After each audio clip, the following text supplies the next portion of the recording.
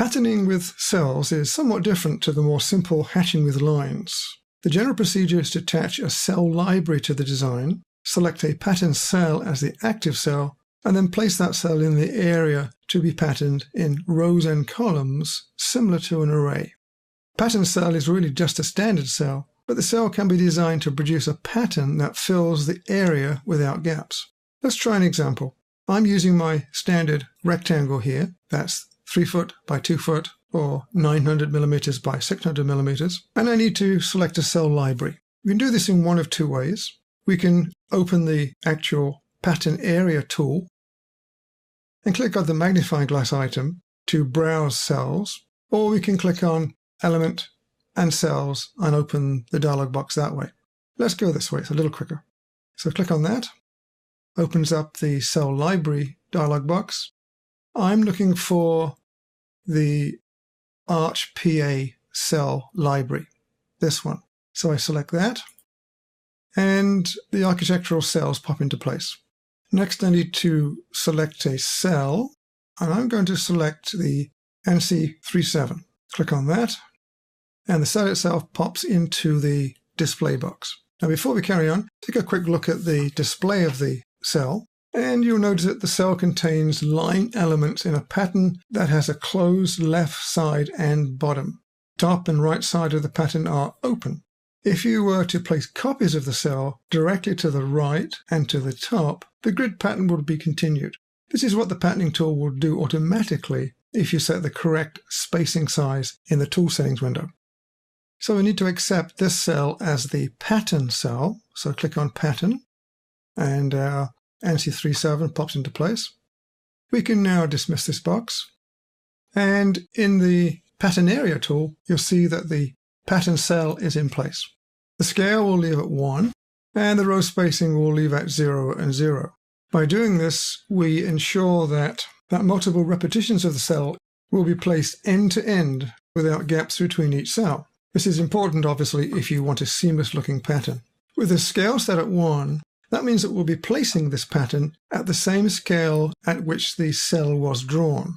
Now, this may not be the case in every instance, and you may well have to adjust the scale size to suit. You might as well click on Associative Pattern 2. Snappable pattern can remain on as well. Next, choose the method. At the moment, I have flood set, but I have an element on the screen, so I'll choose the element method. And click on the element.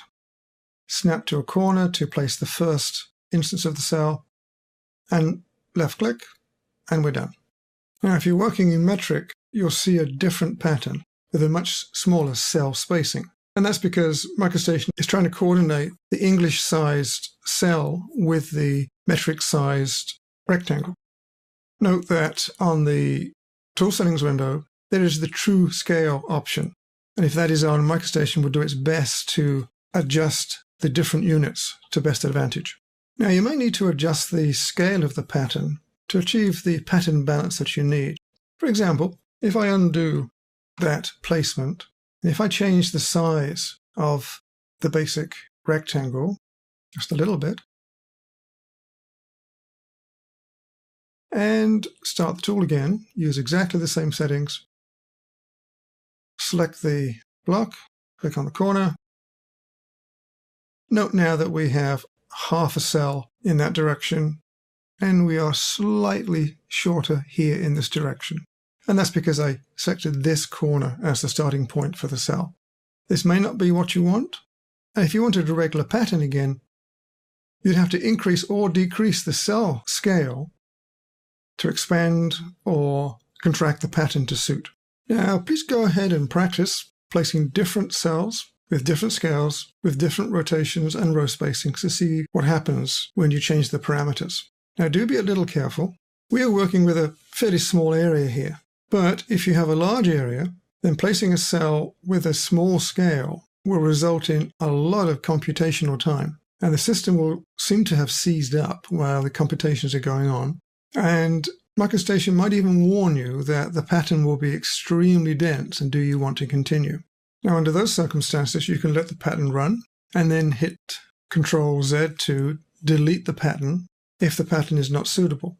Conversely, if the scale is set too high, the pattern will be generated almost immediately, but you won't see any pattern elements inside the area. That's because the pattern is too large, and it happens that none of the elements in the pattern is within the boundary of the patterning area, in which case you obviously need to increase the scale.